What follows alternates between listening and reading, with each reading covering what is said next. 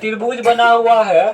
त्रिभुज में देखिए यहाँ से ऐसे लाइन है, फिर यहाँ से ऐसे लाइन है, फिर इधर से भी सेम टू सेम उसी तरह का लाइन है। अभी आप है इसको भूलिए, इसको भूल जाइए और इसको भूल जाइए और इसको भी भूल जाइए।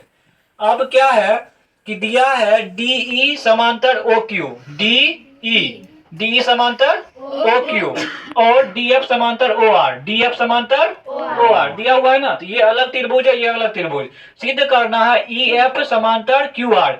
ई एफ जो यहाँ पे लाइन है वो क्यू आर के क्या है, समांतर। ये हमको सिद्ध करना है। तो सिद्ध हम तभी कर पाएंगे कि इसके समांतर है जब हम सिद्ध कर देंगे कि भुजा समानुपातिक है। क्या है, भुजा जब समानुपातिक सिद्ध कर देंगे तब परमा 6.1 बोलता है कि भुजा अगर समानुपातिक में विभाजित है तो वह लाइन पक्का समांतर होगा।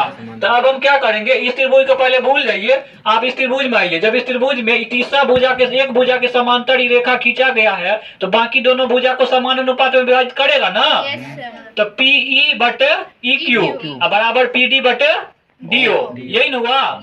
इसको हम लोग बना दिए समीकरण 1। क्या बना दिए, समीकरण 1। अब हम लोग फिर इस त्रिभुज में आते हैं, इसको भूल जाइए। इस त्रिभुज में आते हैं, इस त्रिभुज में क्या है कि डी एफ समांतर ओ आर, डी एफ समांतर ओ आर। जब ई भुजा के ई भुजा समांतर है तो ये दोनों भुजा को समान अनुपात में विभाजित करेगा।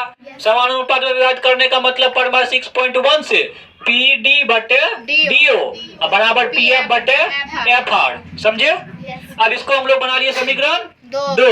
अब देखिए समीकरण 1 और 2 में बढ़िया से कि पीई बटे ई क्यू भी बराबर है किसके, पीडी बटे डीओ के।